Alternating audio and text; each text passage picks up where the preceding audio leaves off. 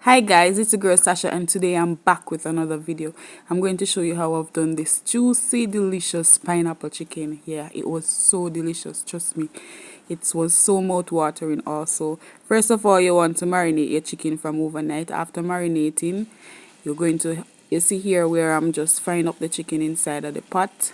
Well, just look and watch the method. Don't forget to like the video. If you're new here, please subscribe and watch other videos that are on my channel. Hope you enjoy this recipe.